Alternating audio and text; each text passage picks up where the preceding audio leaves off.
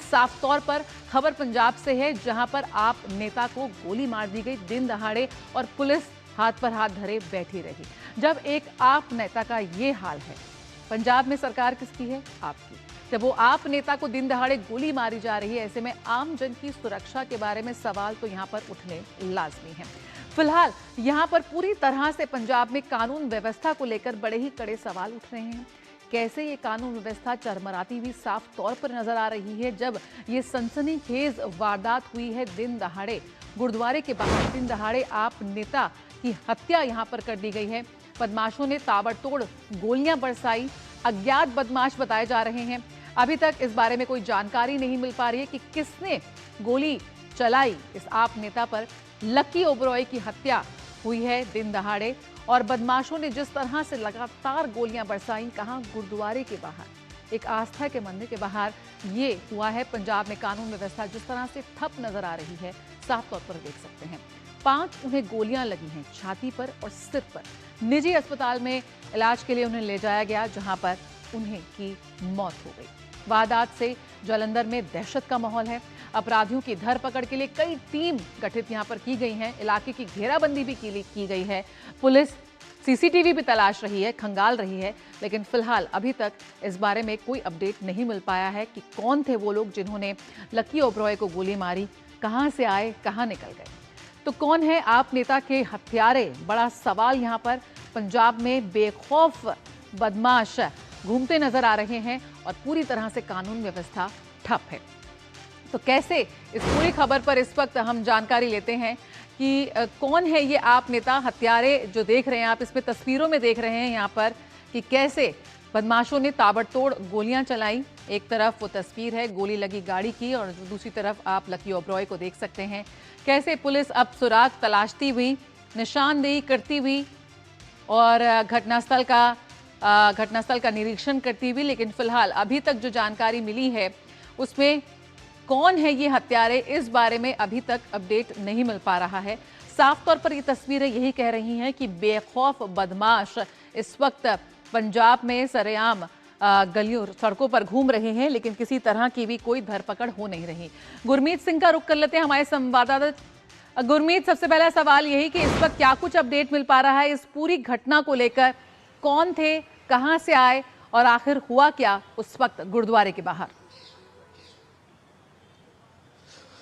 देखिए, जैसे कि आपने बताया, लकी ओबरॉय आम आदमी पार्टी के नेता थे, जलंधर में बहुत ज्यादा एक्टिव थे, सोशली जो है समाज में उनका विचरना बहुत अधिक था। मगर वो सुबह रोज गुरुद्वारा साहिब में दर्शन के लिए नतमस्तक होने के लिए जाया करते थे। उसी रूटीन को फॉलो करते हुए आज भी गुरुद्वारा साहिब सुबह पहुंचे। उन्होंने माथा टेका, उसके बाद गुरुद्वारा साहिब से बाहर निकले, अपनी गाड़ी में बैठे। गाड़ी में बैठने से पहले उन्होंने पिछली सीट पर कुछ सामान रखा और उसके बाद जैसे ही सीट पर बैठे, एक व्यक्ति सामने से है काले रंग के कपड़े पहने हुए, मुंह ढके हुए, और सीधा मौका देखकर वो उनके ऊपर गोलियां बरसा देता और पॉइंट ब्लैंक रेंज से जो है ये गोलियां बरसाई गई। और ये ताबड़तोड़ जब गोलीबारी हो रही थी तो वहां पर सीधे तौर पर ये चलती हुई सड़क है जहां पर गुरुद्वारा साहिब मौजूद है, उसके राइट साइड पर मार्केट है, लेफ्ट साइड पर मार्केट है और पीछे रेजिडेंशियल एरिया है। वहां पर आते जाते लोगों ने आवाज सुनी। मगर शुरू में लोगों को लगा कि शायद कोई सुबह सुबह पटाखे चला रहा है, मगर जब क्योंकि एक गाड़ी जो है, जो लकी ओबरॉय है, उसकी गाड़ी पार्किंग के अंदर खड़ी हुई थी गाड़ियों के बीच में, तो किसी व्यक्ति को सीधे तौर पर दिखाई ही नहीं दिया कि ये क्या चल रहा था। मगर उसके बाद जब तस्वीरें निकलकर सामने आई है तो उसमें सीसीटीवी कैमरे में यह साफ तौर पर नजर आ रहा है कि एक व्यक्ति काले कपड़ों में आता है, गोली चलाता है, उसके बाद वो गोली चलाने के फौरन बाद फरार होता है। और फरार ऐसे होता है कि मार्केट में एक व्यक्ति स्कूटी पर लगातार इंतजार कर रहा होता है और फौरन वो स्कूटी लेकर आता है, स्कूटी के पीछे बैठता है और ये दोनों फरार हो जाते हैं। जो इसमें सबसे बड़ा एंगल देखने को मिल रहा है वो ये है कि एक व्यक्ति इस जहां पर यह घटना हुई है उसके सामने सड़क पार करके वो सामने खड़ा होता है, वो देख रहा होता है, सड़क पर इधर उधर घूम रहा होता है। अब ये शख्स के ऊपर भी सुई घूम रही है कि ये तीसरा व्यक्ति कौन था?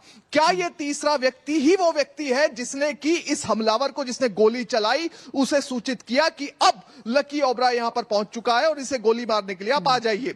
तीसरे व्यक्ति को लेकर लगातार सवाल उठ रहे हैं, पुलिस भी लगातार जांच कर रही है। दूसरा एंगल यह है कि जो ये व्यक्ति है, जिस प्रकार से इस मर्डर को किया गया है, बिल्कुल पेशेवर मुलजिम लग रहे हैं, पेशेवर हत्यारे लग रहे हैं।